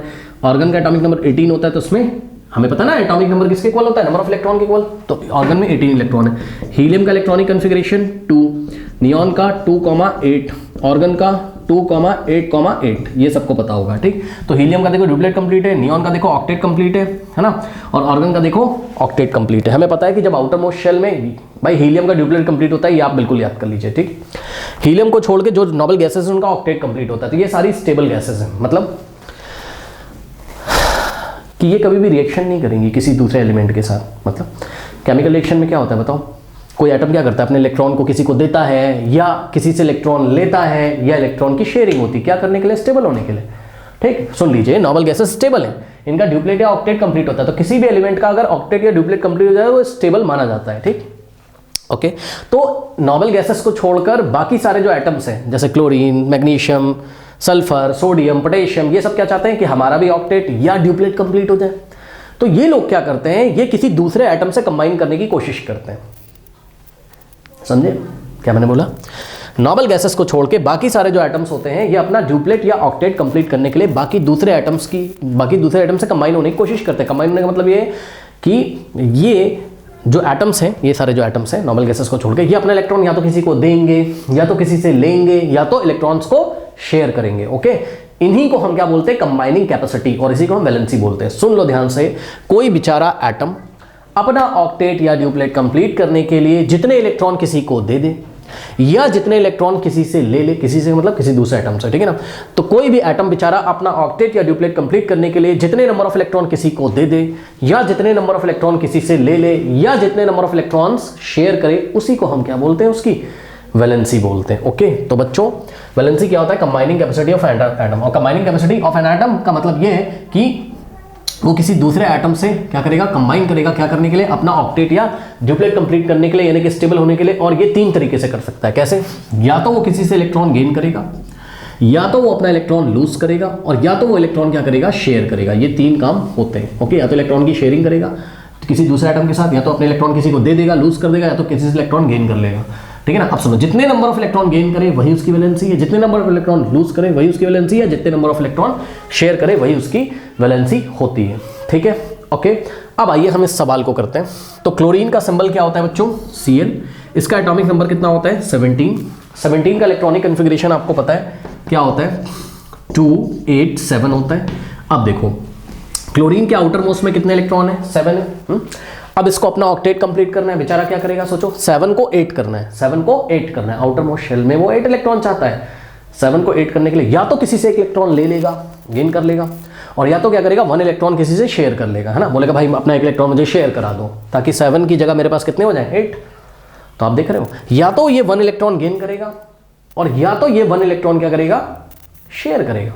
तो इसके पास दो ऑप्शन है, क्या, या तो गेन कर सकता है 1 इलेक्ट्रॉन, या तो शेयर। लेकिन बच्चों ये कितने इलेक्ट्रॉन गेन कर सकता है, 1, या ये कितने इलेक्ट्रॉन शेयर कर सकता है, 1। तो मैंने आपको क्या बताया था, कोई एटम अपना ऑक्टेट या ड्यूप्लेट कंप्लीट करने के लिए जितने इलेक्ट्रॉन किसी से ले ले, किसी को दे दे, या जितने नंबर ऑफ इलेक्ट्रॉन शेयर करे, उसी को हम क्या बोलते हैं, उसकी वैलेंसी। तो बताओ इसकी कितनी वैलेंसी होगी, इसकी कितनी वैलेंसी होगी, 1। क्यों, क्योंकि एक इलेक्ट्रॉन या तो गेन करेगा या तो एक इलेक्ट्रॉन शेयर करेगा, करेक्ट। सो क्लोरीन की वैलेंसी कितनी होगी, क्लोरीन की वैलेंसी कितनी होगी बच्चों, यहां पर 1। ये हो गया हमारा फर्स्ट क्वेश्चन, ओके। देखो कंफ्यूज मत करना, वैलेंस इलेक्ट्रॉन क्या होते हैं, आउटर मोस्ट शेल में जो इलेक्ट्रॉन होते हैं उसको हम वैलेंस इलेक्ट्रॉन बोलते हैं, ओके। सो वैलेंस इलेक्ट्रॉन्स क्या होते हैं, जो आउटर मोस्ट शेल में नंबर ऑफ इलेक्ट्रॉन्स या outer most electrons of outer most shell, okay. Electrons of outer most shell. बच्चों आउटर मोस्ट शेल में जो इलेक्ट्रॉन्स रहते हैं उनको हम क्या बोलते हैं, वैलेंस इलेक्ट्रॉन्स बोलते हैं। तो अगर हम आपसे पूछे कि यहाँ वैलेंस इलेक्ट्रॉन कितने हैं, तो आप 7 बोलोगे। ये के शेल है, एल शेल है, एम शेल सबसे बाहर वाली शेल है, आउटर मोस्ट शेल। तो आउटर मोस्ट शेल में कितने इलेक्ट्रॉन है, 7। तो वैलेंस इलेक्ट्रॉन तो 7 है, लेकिन वैलेंसी कितनी है, 1 है। वैलेंसी अलग चीज होती है, वैलेंसी का मतलब कंबाइनिंग कैपेसिटी, मतलब कोई एटम अपने इलेक्ट्रॉन कितने किसी को दे रहा है, या किसी से कितने इलेक्ट्रॉन ले रहा है, या किसी को कितने इलेक्ट्रॉन किसी के साथ शेयर कर रहा है, वही उसकी वैलेंसी होती है। कंफ्यूज मत करना, वैलेंस इलेक्ट्रॉन अलग चीज होती है और वैलेंसी अलग चीज होती है, ओके। नाउ आइए सल्फर पे। तो बच्चों सल्फर का एटॉमिक नंबर कितना होता है, 16। नाउ 16 का इलेक्ट्रॉनिक कॉन्फ़िगरेशन करिए, 286, ठीक है ना। के शेल में 2 जाएगा, एल शेल में 8, और एम शेल में कितने इलेक्ट्रॉन जाएंगे, 6 जाएंगे, ओके। तो अब आप देखो बच्चों, सल्फर का क्या ऑक्टेट कंप्लीट है, नहीं। सल्फर के आउटर मोस्ट में कितने इलेक्ट्रॉन है, 6। अब बेचारा परेशान, या तो ये किसी से 2 इलेक्ट्रॉन ले लेगा भाई ऑक्टेट कंप्लीट करने के लिए, यहाँ पे 8 इलेक्ट्रॉन करने के लिए, या तो ये किसी से 2 इलेक्ट्रॉन गेन करेगा, या तो 2 इलेक्ट्रॉन किसी से शेयर कर लेगा। ठीक है ना। तो मैंने क्या बोलता, जितने नंबर ऑफ इलेक्ट्रॉन किसी से ले दे दे या शेयर कर दे, इन तीनों में से कुछ भी कर सकता है वो, ठीक। हमेशा आप देखोगे नॉन मेटल क्या करते हैं, नॉन मेटल हमेशा या तो गेन करेंगे और या तो शेयर करेंगे, नॉन मेटल, और मेटल हमेशा लूज करेगा, याद रखना, ठीक है। तो मेटल्स हमेशा लूज करते हैं और नॉन मेटल जो होते हैं या तो गेन करेंगे या तो शेयर करेंगे। कुछ चीज़ आप कॉपी में नोट कर सकते हो, ये भी नॉन मेटल है, देखो इसने शेयर किया या गेन किया। ये सल्फर भी नॉन मेटल है ना, तो ये भी गेन करेगा या तो शेयर करेगा। तो कितने इलेक्ट्रॉन गेन या शेयर करेगा, 2, इसलिए इसकी वैलेंसी कितनी हो गई, 2। तो सल्फर का भी आंसर आ गया, कितना, इसकी वैलेंसी हो गई 2, लीजिए। ठीक बच्चों, नेक्स्ट हमको सवाल दिया था मैग्नीशियम। मैग्नीशियम एक मेटल है, सबको पता है, तो ये इलेक्ट्रॉन लूज कर रहा होगा, ओके। देखते हैं मेटल की क्या कहानी है, ठीक है। एक खास बात और, क्लोरीन अगर 1 इलेक्ट्रॉन गेन कर ले तो 288, यानी कि कैसा बन जाएगा ये, ऑर्गन जैसा स्टेबल हो जाएगा। सल्फर कैसा बन जाएगा, 28, अगर 2 इलेक्ट्रॉन गेन कर ले या शेयर कर ले तो यहाँ इसके 8 हो जाएंगे, 288, ये ऑर्गन जैसा बन जाएगा, महसूस अच्छा करेगा, स्टेबल हो जाएगा, ठीक। अब मैग्नीशियम को देखो, मैग्नीशियम का एटॉमिक नंबर कितना होता है बच्चों, 12 का इलेक्ट्रॉनिक कन्फिग्रेशन 282, ये सबको पता होगा। अब मैग्नीशियम को देखिए, इसके आउटर मोस्ट में 2 इलेक्ट्रॉन है, ठीक। तो ये क्या करेगा, ऑक्टेट करने के लिए इस बार 6 इलेक्ट्रॉन गेन नहीं करेगा ना, मेटल गेन नहीं करते भाई, ठीक। 6 इलेक्ट्रॉन इसको गेन करना बहुत मुश्किल का काम है, ये 6 इलेक्ट्रॉन गेन नहीं करेगा, ठीक है। 6 इलेक्ट्रॉन इसको देने के लिए बहुत ज़्यादा एनर्जी की जरूरत है, ठीक है। तो यहाँ एनर्जी कंसिडरेशन प्रॉब्लम्स है, उसको छोड़िए आप, ये 2 इलेक्ट्रॉन लूज कर देगा इस बार। तो इसके लिए आसान क्या है कि ये 2 इलेक्ट्रॉन ऐसे बाहर निकाल दे, ठीक है। सो ये 2 इलेक्ट्रॉन अगर लूज कर दे, सोचो तो 2,8 यानी कि नियॉन जैसा बन जाएगा और स्टेबल हो जाएगा। तो मैग्नीशियम स्टेबल होने के लिए क्या कर रहा है, अपने 2 इलेक्ट्रॉन लूज कर रहा है। तो हमने आपको क्या बताया था, जितने इलेक्ट्रॉन कोई जितने इलेक्ट्रॉन कोई एटम किसी से ले किसी को दे दे या क्या कर दे, लूज कर दे, उसी को हम क्या बोलते हैं, उसकी वैलेंसी बोलते हैं, ओके। सो मैग्नीशियम 2 इलेक्ट्रॉन निकालना चाहता है, तो इसलिए मैग्नीशियम की वैलेंसी कितनी होगी, 2, ठीक है। तो ये हमारा आंसर हो गया इस क्वेश्चन का। अब सुनो, इसी का एक फॉर्मूला आप अपनी बुक्स में बच्चों पढ़ा करेंगे कहीं पे, वो हम आपको बता देते हैं। रूल नंबर 1, 2, 3, ये वैलेंसी निकालने के कुछ रूल्स हैं, अगर आपको नोट करना हो तो आप नोट कर सकते हो। कह रहा है if number of valence electron is 4, valence electron मतलब आउटर मोस्ट शेल में जो इलेक्ट्रॉन रहते हैं, ठीक है ना। अगर वैलेंस इलेक्ट्रॉन कितने 4 हैं तो वैलेंसी कितनी होगी, 4। अगर वैलेंस इलेक्ट्रॉन कितने हैं 4, तो उसकी वैलेंसी कितनी होगी, 4। जैसे कि एग्जांपल हम आपको दिखाएं, देखिए जैसे कि कार्बन का एटॉमिक नंबर 6 होता है, तो 2,4, इसकी वैलेंस इलेक्ट्रॉन देखो 4 है, तो उसकी वैलेंसी भी 4, क्योंकि आपको पता है कार्बन ना तो किसी को देता है ना तो किसी से लेता है, कार्बन हमेशा शेयर करता है, ओके। तो कार्बन के आउटर मोस्ट में 4 है, तो 4 इलेक्ट्रॉन और किसी से शेयर कर लेगा, इसका ऑक्टेट कंप्लीट हो जाएगा, तो इसकी वैलेंसी कितनी होगी, 4। जैसे कि सिलिकॉन का एटॉमिक नंबर 14 होता है, तो 2,8,4, ठीक है। अब देखो सिलिकॉन के आउटर मोस्ट में 4 है, तो उसकी वैलेंसी 4 हो जाएगी, क्यों, क्योंकि ये ना तो किसी को देगा 4 इलेक्ट्रॉन, ना तो किसी से लेगा, ये 4 इलेक्ट्रॉन 4 इलेक्ट्रॉन शेयर करेगा, इसलिए इसकी वैलेंसी कितनी होगी, 4, ओके। तब वही उसने रूल बताया, अगर नंबर ऑफ वैलेंस इलेक्ट्रॉन 4 है तो वैलेंसी 4 हो जाएगी। Rule number 2, if the number of valence electron is less than 4, ठीक। अगर वैलेंस इलेक्ट्रॉन मतलब आउटर मोस्ट शेल में जो इलेक्ट्रॉन है, अगर वो 4 से कम होते हैं, तो जो वैलेंस इलेक्ट्रॉन होते हैं वही उसकी वैलेंसी होती है। Then valency is equal to number of valence electron. Example magnesium में देखिए, वैलेंस इलेक्ट्रॉन यानी कि आउटर मोस्ट इलेक्ट्रॉन कितने 2, जो कि 4 से कम है, तो इसकी वैलेंसी कितनी हो जाएगी, जो इसके नंबर ऑफ वैलेंस इलेक्ट्रॉन है, यानी कि जो number of outer most shell में जो इलेक्ट्रॉन है वही इसकी वैलेंसी, तो इसकी वैलेंसी 2 हो गई। सोडियम देखिए, सोडियम एटॉमिक नंबर 11, 2,8,1, तो आउटर मोस्ट शेल में 1 इलेक्ट्रॉन है जो कि 4 से लेस है, तो 1 ही इसकी वैलेंसी हो जाएगी, क्यों, वो आपको पता है, क्योंकि 1 इलेक्ट्रॉन क्या करेगा, लूज, और जितने इलेक्ट्रॉन लूज करता है वही उसकी वैलेंसी होती है ना। ऑक्टेट कंप्लीट करने के लिए 1 इलेक्ट्रॉन लूज कर देगा, एक मेटल है लूज करेगा। नाउ रूल नंबर 3, कह रहा है if the number of valence electron is greater than 4 then valency. हाँ, अगर नंबर ऑफ वैलेंस इलेक्ट्रॉन क्या हो, ग्रेटर देन 4 हो, तो वैलेंसी कैसे निकालते हैं, 8 में से नंबर ऑफ वैलेंस इलेक्ट्रॉन को माइनस कर देते हैं, 8 में से नंबर ऑफ वैलेंस इलेक्ट्रॉन को माइनस कर देते हैं। जैसे कि एग्जांपल के तौर पे क्लोरीन में देखिए, क्लोरीन में वैलेंस इलेक्ट्रॉन कितने थे, 7 थे। क्लोरीन में वैलेंस इलेक्ट्रॉन कितने थे, 7 थे, जो कि ग्रेटर देन 4 है। कह रहा है if the number of valence electron is greater than 4 then the valency is given by 8 minus number of valence electron. Number of valence electron कितने थे, 7, तो वैलेंसी कितनी आ गई इसकी, 1। और वो आई कैसे, वो हमने आपको बताया, क्योंकि या तो 1 इलेक्ट्रॉन शेयर करेगा या तो 1 इलेक्ट्रॉन गेन करेगा, ठीक। और एग्जांपल देख सकते हो आप, सल्फर को देखो, आउटर मोस्ट में कितने इलेक्ट्रॉन है, 6, यानी कि वैलेंस इलेक्ट्रॉन 4 से ज्यादा है, तो इसकी वैलेंसी कैसे निकालेंगे, 8 minus number of valence electron, तो 8 minus number of valence electron कितने, 6 है, तो 6 कितनी आ गई वैलेंसी, 2। क्यों है वो आपको पता है, क्योंकि ये या तो 2 इलेक्ट्रॉन गेन करेगा या तो 2 शेयर करेगा, ठीक। तो इसकी वैलेंसी कितनी होगी, 2। अब आपकी मर्जी है, आप चाहे इलेक्ट्रॉनिक कन्फिग्रेशन करके निकालें और आप चाहें ये वाले रूल से निकालें, ठीक है बच्चों। मैंने आपको दोनों बता दिए हैं, ओके। तो नोट कर लीजिए इसको। Page number 52 question number 1, if the number of electrons in an atom is 8, तो यहाँ पर बच्चों इन्होंने हमें दिया है नंबर ऑफ इलेक्ट्रॉन्स कितने दिए, 8 दिए, ठीक है, और कह रहा है कि and number of proton is also 8, तो नंबर ऑफ प्रोटॉन, ठीक है ना, इज ऑल्सो 8, इलेक्ट्रॉन भी 8 है, प्रोटॉन भी 8 है। तो इन्होंने क्वेश्चन हमसे पूछा है पार्ट 1, कह रहा what is the atomic number of the atom. Okay बच्चों, सो पार्ट 1 में क्या पूछा है इन्होंने हमसे, atomic number, okay, so atomic number पूछा है। और पार्ट 2 में बच्चों इन्होंने हमसे पूछा है क्या, what is the charge on the atom, so net charge पूछा है, नेट चार्ज मतलब टोटल चार्ज एटम पे कितना होगा, ये हमसे पूछा है, ठीक। नाउ स्टूडेंट्स अब ध्यान दीजिए जरा, हमें पता है कि एटॉमिक नंबर जो होता है वो किसके इक्वल होता है, नंबर ऑफ प्रोटॉन्स के इक्वल होता है, ठीक है ना, हमें पता है एटॉमिक नंबर किसके इक्वल होता है, नंबर ऑफ प्रोटॉन के। जिसको नहीं पता है बच्चों पता कर लीजिए कि एटॉमिक नंबर किसके इक्वल होता है, नंबर ऑफ प्रोटॉन्स के इक्वल होता है, हमेशा याद रखिएगा। तो नंबर ऑफ प्रोटॉन कितने दिए हमें, 8, तो एटॉमिक नंबर भी कितना होगा, 8। तो पार्ट 1 का आंसर हमने किया यहाँ पर, the atomic number is equals to the number of proton, जितना एटॉमिक नंबर होता है उतने ही प्रोटॉन होते हैं, या जितने प्रोटॉन होते हैं उतना ही एटॉमिक नंबर होता है, इसलिए atomic number of the atom is therefore atomic number of the atom is 8, ये सबको पता है। नाउ पार्ट 2 बच्चों, नेट चार्ज निकालना है, टोटल चार्ज एटम पे कितना होगा। अब देखो 8 प्रोटॉन है, 8 इलेक्ट्रॉन है, तो हमें पता है कि 1 प्रोटॉन पे जो रिलेटिव चार्ज होता है कितना होता है, +1, है ना, तो 1 प्रोटॉन पे चार्ज कितना होता है, +1, 1 इलेक्ट्रॉन पे कितना होता है, -1, ओके बच्चों। तो अब सोचो यहाँ पर कितने इलेक्ट्रॉन्स हैं, टोटल 8 इलेक्ट्रॉन्स है, तो 1 इलेक्ट्रॉन पे +1, तो 8 इलेक्ट्रॉन पे, I am very sorry 1 electron पे -1, तो 8 इलेक्ट्रॉन पे -8, ओके, सो 8 इलेक्ट्रॉन पे -8 चार्ज हो जाएगा, 1 प्रोटॉन पे 1+, तो 8 प्रोटॉन पे 8+, तो +8, ओके। तो नेट चार्ज कितना हो जाएगा, ये हम क्या निकाल रहे हैं, नेट चार्ज। इलेक्ट्रॉन्स 8 हैं, 8 इलेक्ट्रॉन्स के कारण -8 चार्ज, और प्लस इलेक्ट्रॉन्स के कारण +8 चार्ज, तो दोनों को ऐड कर देंगे, आंसर कितना आ जाएगा, 0। तो यहाँ पे चार्ज कितना हो गया, टोटल 0, ओके बच्चों। तो पार्ट 2 का आंसर हम करेंगे, since the number of both electrons and protons is equal, proton electron के इक्वल है, तो दोनों के चार्जेस एक दूसरे को कैंसिल कर देंगे, है ना, और नेट चार्ज कितना जाएगा, 0। कैंसिल करने का मतलब बहुत अच्छा मैंने नहीं बोला, नेट चार्ज 0 होगा, ठीक है ना, so the charge of the atom is 0, correct, ये हमने लिख दिया, ओके।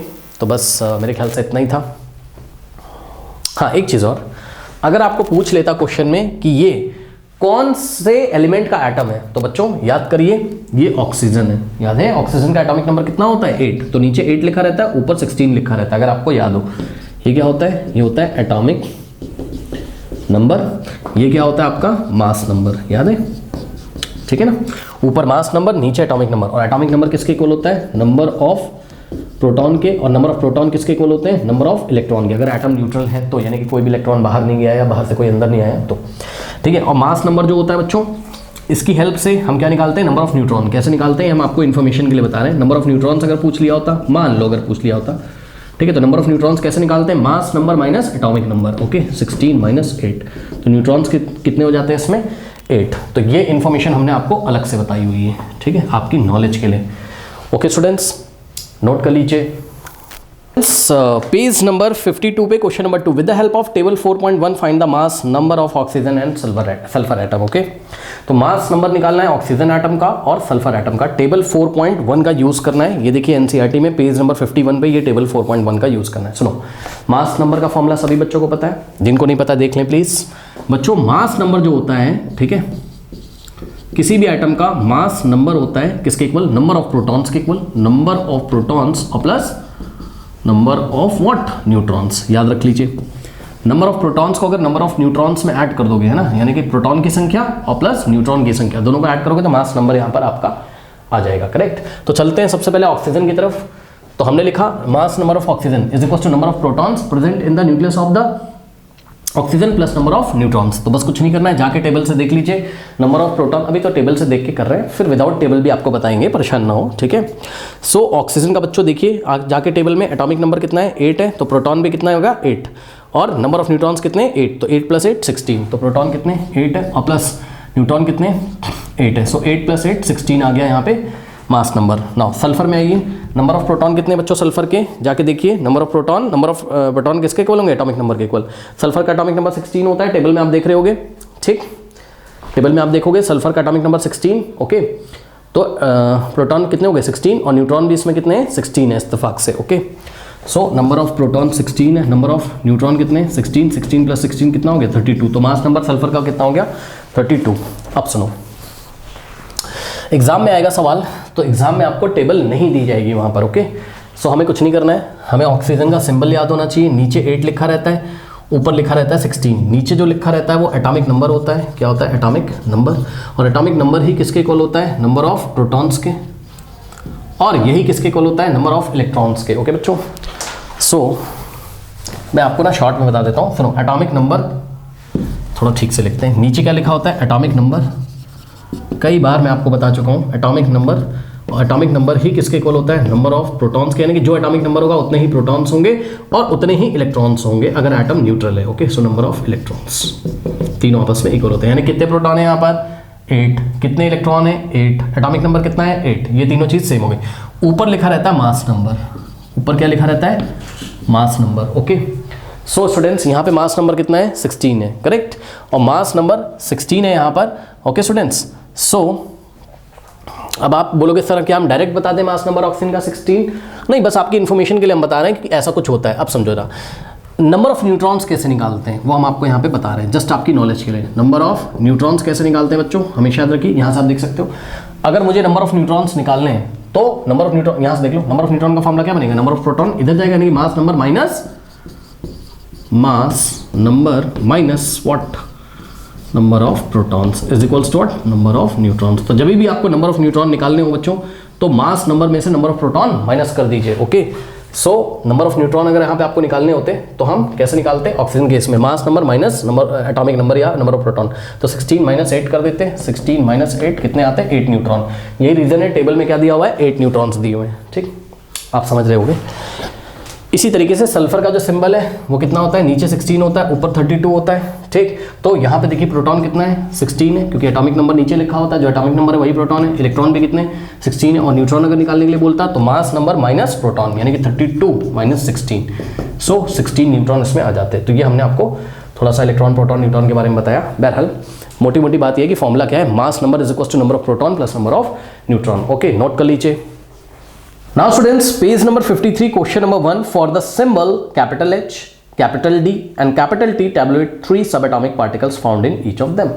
तो बच्चों हमें 3 symbols दिए हुए हैं, ध्यान दें। इन्होंने हमें दिया हुआ है कैपिटल H, ठीक है, यहाँ कहीं मैं करता हूँ, कैपिटल H लिखा है, कैपिटल D लिखा हुआ है एंड कैपिटल T लिखा हुआ है, ठीक है बच्चों।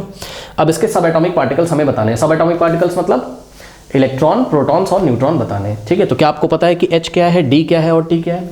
तो मैं आपको बताता हूँ आइसोटोप्स के बारे में, ठीक है बच्चों। तो आइसोटोप्स क्या होते हैं, आइसोटोप्स क्या होते हैं, atoms of the same element having, क्या होते हैं atoms of the same element, same element, okay, element same होगा, atoms of the same element having same, अब देखो सेम एलिमेंट के एटम है, ठीक है, तो ऑब्वियसली एटॉमिक नंबर सेम होगा। Atoms of the same element having same atomic number but different mass number, ठीक है बच्चों, इसको हम आइसोटोप बोलते हैं, ठीक। तो हमें पता है कि हाइड्रोजन के 3 आइसोटोप होते हैं, अगर आपने नहीं पढ़े हैं तो पढ़ लीजिए बच्चों। जैसे अब हाइड्रोजन का सैंपल हमें कहीं नेचर में मिला तो उसमें 3 टाइप्स के हाइड्रोजन के एटम होंगे, पता है, कोई भारी होगा, कोई ज़्यादा भारी होगा, कोई हल्का होगा, तो हम आपको बताते हैं। देखिए तो बच्चों मिलता क्या क्या है हमें आइसोटोप्स में हाइड्रोजन में, एक तो मिलता है 1H1, ठीक, दूसरा मिलता है हमको 1H2 और तीसरा मिलता है हमको 1H3, करेक्ट। जब भी हाइड्रोजन कहीं पे मिलता है नेचर में, हमें कहीं हाइड्रोजन का सोर्स हमें मिला, तो जब हमने लैब में जाके उसको चेक किया तो उसमें डिफरेंट टाइप के हाइड्रोजन के एटम होते हैं, 1H1, 1H2, 1H3, ओके। अब हमें पता है कि नीचे क्या लिखा होता है, कोई भी अगर एलिमेंट है ना, जैसे मान लो ये लिखा है 1H1, ठीक है, तो नीचे क्या लिखा होता है एटॉमिक नंबर, और ऊपर क्या लिखा रहता है mass number, okay.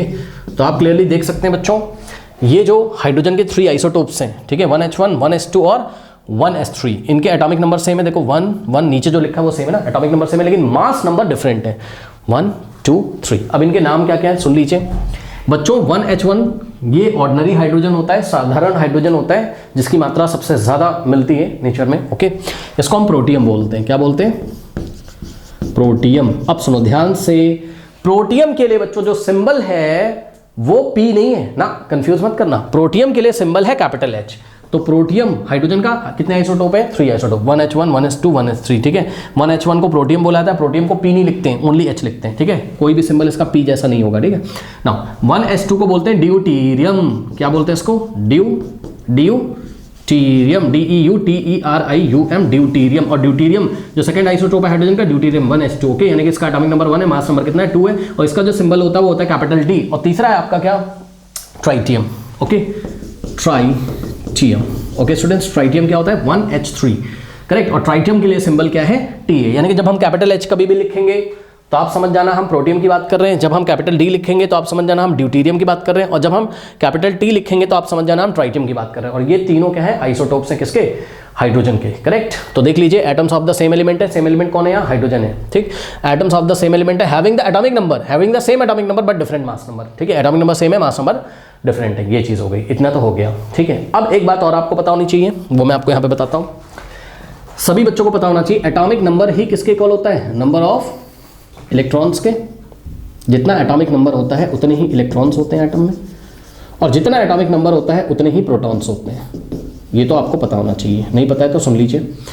Atomic number is equals to number of electrons is equals to number of protons. और मास नंबर जो होता है, ऊपर मास नंबर लिखा रहता है, मास नंबर जो होता है वो होता है किसके equal? Number of neutrons plus number of protons के इक्वल, करेक्ट बच्चों। नंबर ऑफ प्रोटॉन में अगर हम नंबर ऑफ न्यूट्रॉन्स ऐड कर दें तो जो नंबर आता है उसको हम क्या बोलते हैं? मास नंबर बोलते हैं। ये बात आपको पता है। यानी कि अगर हमें क्या निकालना हो? मास ऑफ न्यूट्रॉन निकालना हो, तो अगर हमें क्या निकालना हो? मास कह रहा हूँ, I am very sorry, number of neutron अगर हमें निकालना हो, नंबर ऑफ न्यूट्रॉन्स अगर हमें निकालना हो तो कुछ नहीं करना है बच्चों। नंबर ऑफ प्रोटॉन को इधर लेके जाओगे तो मास नंबर में से नंबर ऑफ प्रोटॉन माइनस हो जाएगा, तो number of neutron is equals to mass number minus number of protons, okay. ये बातें आपको इतनी पता होनी चाहिए, करेक्ट। तो जब भी नंबर ऑफ न्यूट्रॉन निकालना होगा तो मास नंबर में से नंबर ऑफ प्रोटॉन माइनस कर दो। मतलब मास नंबर कहाँ लिखा रहता है? ऊपर। प्रोटॉन कहाँ लिखे रहते हैं? नीचे, क्योंकि एटॉमिक नंबर ही तो प्रोटॉन है। तो ऊपर वाले में से नीचे वाला माइनस कर दोगे। 1 - 1 0, 0 न्यूट्रॉन है यहाँ पे। 2 - 1 1, यहाँ 1 न्यूट्रॉन है। 3 - 1 2, यहाँ 2 न्यूट्रॉन है। अब आई थिंक आपको समझ में आ गया होगा, ठीक। आइए जरा सिंबल, फर्स्ट सिंबल जो है वो क्या है? कैपिटल H है, ठीक। तो ये देखिए कैपिटल H का मतलब क्या होता है? यहाँ पे हम देखिए सर्कल में एक इसका मीनिंग लिख रहे हैं, इसका मतलब है 1H1, ठीक है। ये आपको नहीं लिखना है, बस आपको सिंबल लिखना है। यहाँ नहीं लिखते, कंफ्यूज हो जाओगे आप लोग, है ना। यहाँ नहीं लिखते हम इसको यहाँ पे लिखते हैं, करेक्ट। सो ये H का मतलब 1H1 प्रोटियम है, ठीक है। ये क्या है? प्रोटियम बच्चों। तो अब आप चेक करो प्रोटॉन कितने, नीचे लिखा होगा। सो प्रोटॉन 1 है। न्यूट्रॉन कितने बताया? मास नंबर माइनस प्रोटॉन, तो 1 - 1 कितने आ गए? 0 न्यूट्रॉन है। इलेक्ट्रॉन कितने होते हैं? जितने प्रोटॉन होंगे उतने ही इलेक्ट्रॉन होंगे। ये देखिए जितने प्रोटॉन है उतने इलेक्ट्रॉन है, तो इलेक्ट्रॉन कितने हो गए यहाँ पे? 1 हो गए। दूसरा बच्चों सिंबल है capital D, okay. Capital D का मतलब क्या हो गया? कैपिटल D का मतलब हो गया ड्यूटीरियम, यानी कि 1H2, ये सेकेंड आइसोटोप है। अब ध्यान दो बच्चों, प्रोटॉन कितने हैं इसमें? 1, ठीक। नीचे जो लिखा है वही प्रोटॉन है। इलेक्ट्रॉन भी कितने हो जाएंगे? जितने प्रोटॉन उतने इलेक्ट्रॉन। लेकिन न्यूट्रॉन कैसे निकालते हैं? Mass number minus number of proton. So 2 - 1 कितना आ जाएगा? 1, ओके। नाउ थर्ड जो आइसोटोप है वो क्या है आपका? ट्राइटियम है, ओके, जिसको हमने कैपिटल T से दिखाया है। सो कैपिटल T का मतलब क्या हो गया? 1H3। सो यहाँ पर बच्चों इसका नाम क्या है? ट्राइटियम है, ओके। नाउ इसमें प्रोटॉन कितने? 1 है, नीचे दिखाई पड़ा आपको 1 लिखा हुआ है, ठीक। इसमें इलेक्ट्रॉन कितने होंगे? जितने प्रोटॉन है उतने इलेक्ट्रॉन है। और इसका न्यूट्रॉन कितना हो जाएगा? 3 - 1 यानी कि 2, करेक्ट। तो इस तरीके से, ओके स्टूडेंट्स। इसमें सबसे भारी एटम कौन सा है? जिसमें सबसे ज़्यादा नंबर ऑफ न्यूट्रॉन होंगे वही तो सबसे भारी होगा। भार क्यों होता है? न्यूक्लियस के कारण, और न्यूक्लियस में ही तो प्रोटॉन और न्यूट्रॉन रहते हैं। तो जिसमें सबसे, भाई प्रोटॉन तो सब में सेम है, ठीक। प्रोटॉन तो सब में क्या है? 1 - 1 1। तो जिसमें सबसे प्रोटॉन 1 - 1 ठीक, जिसमें सबसे ज़्यादा न्यूट्रॉन होंगे वही सबसे ज़्यादा भारी होगा। तो सबसे ज़्यादा भारी कौन सा है? ट्राइटियम है, ठीक। उससे हल्का ड्यूटीरियम, सबसे हल्का ऑर्डिनरी हाइड्रोजन यानी कि प्रोटियम, ओके।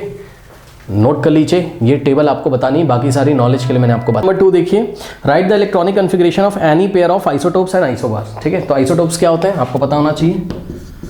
आइसोटोप्स क्या होते हैं? Atoms of the same element, atoms of the same element having same atomic number but different mass number, okay.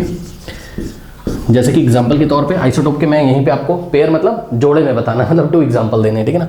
सो बच्चों ये देखिए, ये कार्बन है, एक होता है कार्बन 12 और एक होता है कार्बन 14। चेक करिए, ये कार्बन के क्या है, एटम्स हैं दोनों, ठीक। यहाँ पे देखिए नीचे एटॉमिक नंबर लिखा रहता है, ऊपर मास नंबर लिखा रहता है, ठीक। तो एटॉमिक नंबर दोनों के सेम है 6, मास नंबर अलग अलग है। यहाँ पे मास नंबर कितना है 12, यहाँ पे मास नंबर कितना है 14। ये आइसोटोप के एग्जांपल है। अब कुछ नहीं करना है, इसका इलेक्ट्रॉनिक कन्फिग्रेशन उन्होंने मांगा हुआ है, करेक्ट। तो आप देखोगे जो कार्बन के 2 आइसोटोप है, इनका इलेक्ट्रॉनिक कन्फिग्रेशन कैसा होगा, सिमिलर होगा, ओके। ये देखिए, जो इसका एटॉमिक नंबर है उतने ही प्रोटॉन है, उतने ही इलेक्ट्रॉन है। ये बात आपको पता होगी, जो एटॉमिक नंबर होता है उतने ही प्रोटॉन होते हैं, उतने इलेक्ट्रॉन होते हैं। तो कितने इलेक्ट्रॉन है 6, सो 6 का इलेक्ट्रॉनिक कन्फिग्रेशन 2,4, यानी के शेल में 2 इलेक्ट्रॉन और एल शेल में 4 इलेक्ट्रॉन। यहाँ पे देखिए जो सेकंड आइसोटोप है कार्बन का, दैट इज कार्बन 14, ठीक है। सो उसका भी इलेक्ट्रॉनिक कन्फिग्रेशन कितना हो जाएगा 2,4, के शेल में 2 इलेक्ट्रॉन और एल शेल में 4 इलेक्ट्रॉन, ठीक है। यानी कि आइसोटोप्स के इलेक्ट्रॉनिक कन्फिग्रेशन सेम होते हैं, पक्का, ठीक। अब आइसोबार्स क्या होते हैं, आइसोबार्स बच्चों, आइसोबार्स होते हैं आपके क्या, atoms of the different element, atoms of the same element नहीं होगा, एटम्स ऑफ द, यहाँ क्या हो जाएगा डिफरेंट एलिमेंट। ये डिफरेंट एलिमेंट्स के एटम होता है, atoms of the different elements, element ही यहाँ पे डिफरेंट हो जाएंगे, ओके। हैविंग अब देखो यहाँ एटॉमिक नंबर सेम नहीं होगा, having same atomic number, okay. अब यहाँ पर सेम मास नंबर होगा, having same mass number but different what, different atomic number, okay. Atomic number अलग होंगे, ऑब्वियसली अलग अलग एलिमेंट है तो एटॉमिक नंबर ही अलग अलग होंगे, एटॉमिक नंबर, ओके। और एटॉमिक नंबर इलेक्ट्रॉन के इक्वल होता है, तो एटॉमिक नंबर जब अलग अलग है तो इनका इलेक्ट्रॉनिक कन्फिग्रेशन भी एक जैसा नहीं रहेगा, ओके। दिखाते हैं आपको एग्जांपल, ऑर्गन का एटॉमिक नंबर 18 और मास नंबर 40, ठीक। फिर कैल्शियम का एटॉमिक नंबर 20 और मास नंबर कितना होता है इसका 40 होता है, ठीक। तो चेक कर लीजिए, ये atoms of the different element है, अलग अलग एलिमेंट है, ये कैल्शियम है, ये क्या है ऑर्गन है, ठीक है। AR ऑर्गन, मैंने गलती से AL लिख दिया था, आई एम वेरी सॉरी। तो ऑर्गन और कैल्शियम, ओके बच्चों। तो atoms of the different element हैं, सेम मास नंबर है, चेक कर लीजिए, मास नंबर सेम है, ऊपर मास नंबर लिखा रहता है 40, और एटॉमिक नंबर क्या है इसका डिफरेंट है, ओके। एटॉमिक नंबर इसका डिफरेंट है 18, 20। अब इलेक्ट्रॉनिक कन्फिग्रेशन करो, 18 का इलेक्ट्रॉनिक कन्फिग्रेशन, क्योंकि जितने प्रोटॉन हैं उतने ही इलेक्ट्रॉन होंगे, सो 18 का इलेक्ट्रॉनिक कन्फिग्रेशन क्या होगा 2, 8, 8, ओके बच्चों। सो के शेल में 8 इलेक्ट्रॉन, एल में 8 और एम में 8, ठीक। यहाँ पे आइए, कैल्शियम का इलेक्ट्रॉनिक कन्फिग्रेशन सभी लोगों को याद होना चाहिए 2882, इसमें कोई गुंजाइश मत रखना। यहाँ पे मैं आपको बता रहा हूँ 2 एलिमेंट ऐसे हैं जिसके एग्जाम में पक्का पूछता है, एक तो के मतलब पोटेशियम, कितना होता है इसका 2881, ये याद ही कर लो आप, ठीक है।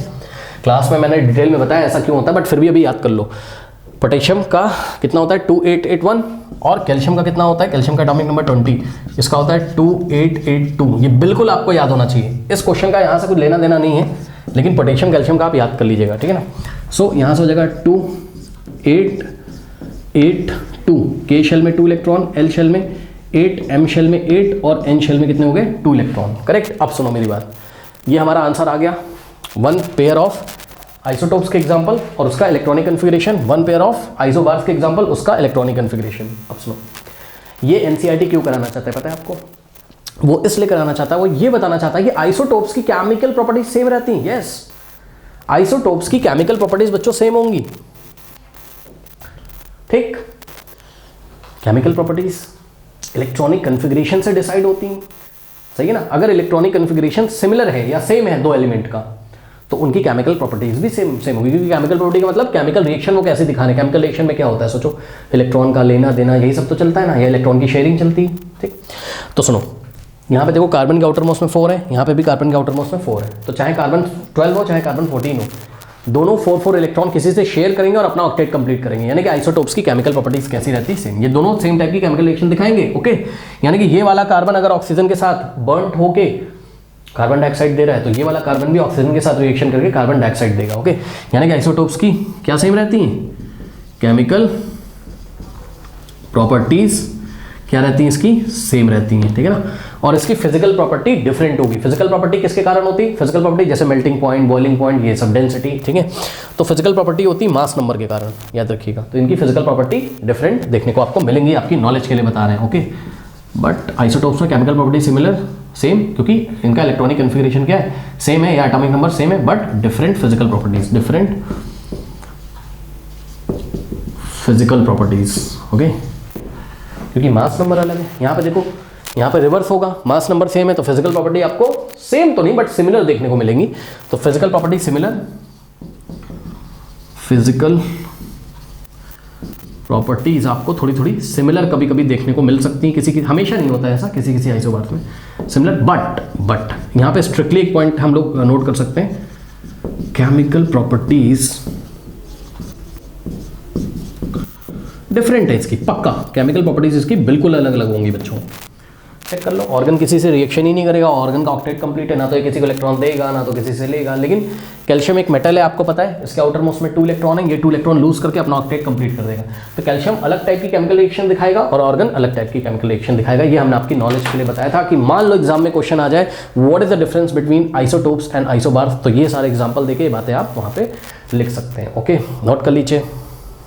नाउ स्टूडेंट्स, नेक्स्ट जो पेज नंबर एनसीईआरटी में, नाउ स्टूडेंट्स एनसीईआरटी में पेज नंबर 54 से जो एक्सरसाइज आपको दी हुई है, ठीक है, इसके जो सॉल्यूशन है वो एंड स्क्रीन पे आ रहे होंगे, और जाते जाते कमेंट सेक्शन में जो पिन कमेंट है उसको चेक करना ना भूलें। मिलते हैं नेक्स्ट वीडियो में, तब तक के लिए पढ़ते रहिए, बढ़ते रहिए, ऑल द बेस्ट।